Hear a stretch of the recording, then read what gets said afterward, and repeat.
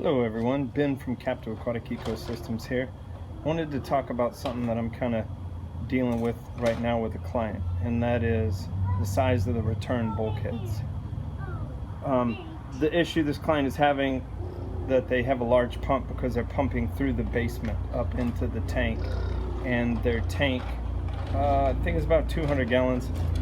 Their tank has two 1-inch holes, 1-inch bulkheads, which is, I believe, is a 1 3/4 inch holes for a 1-inch bulkhead.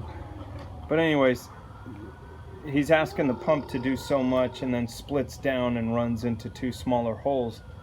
It just causes all sorts of scenarios where you have extra elbows in the way, cuts down on the flow greatly, can even make the pump hum, even though it's not something I've seen very often. But there's such incredible pressure on this pump, is even making the pump hum. If you're designing a tank or getting a tank made from the get-go, use 1.5-inch bulkheads or even 2-inch bulkheads.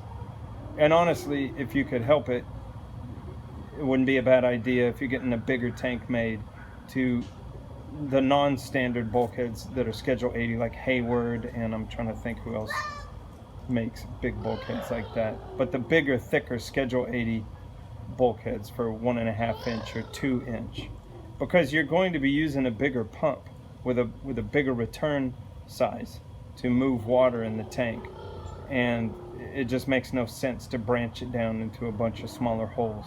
So if you're getting a tank made, it's a larger tank, get larger return holes, or a hole, one hole, multiple holes, whatever you want to do.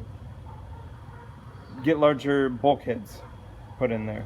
And again, if you could help it with that, get the thicker Schedule 80 bulkheads for that, which require a larger hole. They don't use the same standard hole as the black, I think maybe polystyrene or whatever they're made out of, the black typical bulkheads. If you have a choice, get the thicker ones. Anyways, just a thought I was thinking of, and we'll talk to you soon.